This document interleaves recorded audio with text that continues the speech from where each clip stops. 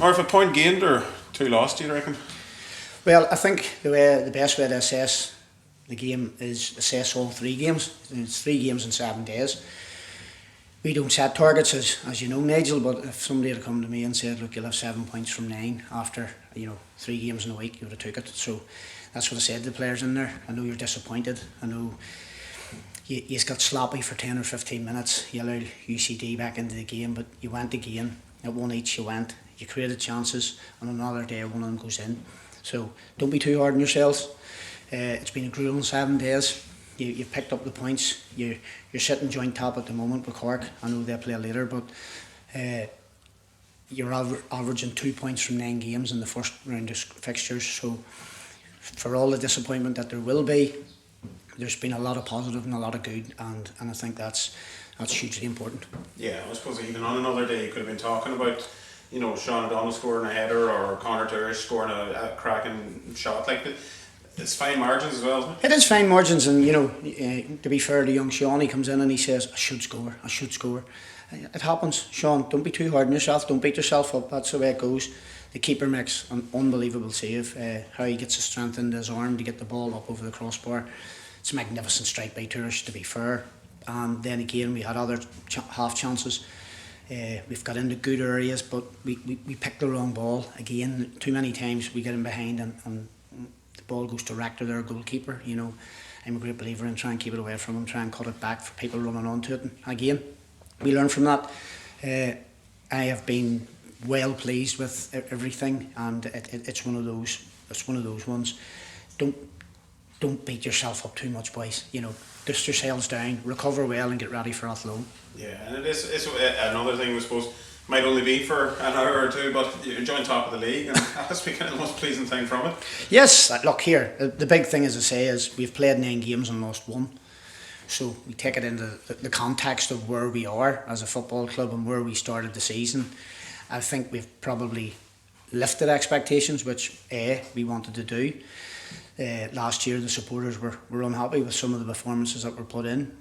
Bar the first 20 minutes at Longford, I don't think there's really any other performance where the supporters can be too critical of the players. I think the players have went out there and give everything for themselves, and then they've given everything for the supporters here, and that's why they're in the position they are in. The big thing for them now will be trying to back that up. What you learn in the first round of fixtures is it's more like feeling each other out as football clubs. So we're not going to be a surprise package to anybody in the second round of fixtures. They'll know our strengths, they'll know our weaknesses, and for us it'll be then more hurdles, more challenges. But this group so far, anything that's been in their way, have responded, and I'm quite hopeful that they'll respond again. Yeah, you mentioned supporters there as well.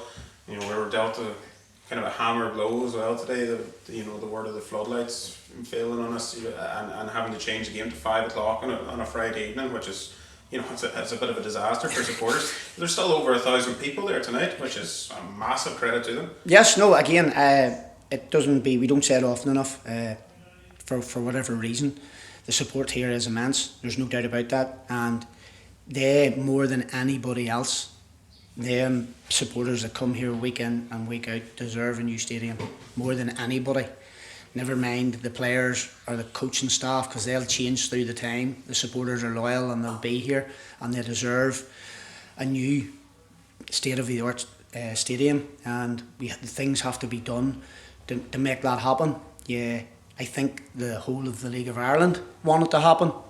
The amount of people that bought tickets for the game this evening from other clubs around the League of Ireland shows that there's a genuine support for Finn Harps. They're well liked by other clubs in the League of Ireland, and there's a genuine support for the people of Donegal, and the people of Donegal deserve a state-of-the-art stadium, and tonight's issue with the lights has just highlighted that. There's so many people, yourself included, Nigel, who put in so many voluntary hours that the supporters don't see, and we had the same with the lights.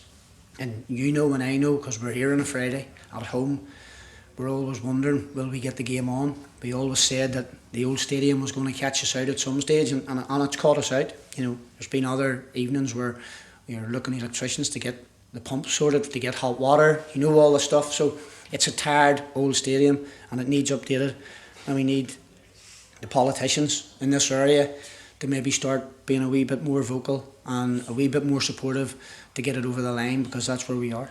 Yeah, and then just finally a wee quick word. Obviously, an enforced change there later on. Tim Heimer pulling up with a wee bit of a niggle there, you know.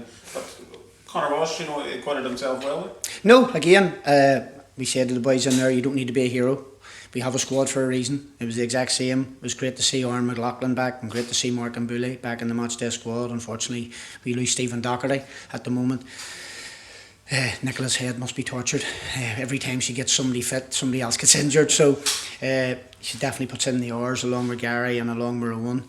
And them three will be huge for me over the next 3 weeks, obviously, because we have 3 games away from Finn Park, so there's going to be a lot of travel, and you know, we're going to have to lean heavily on their expertise to get us ready for all 3 games.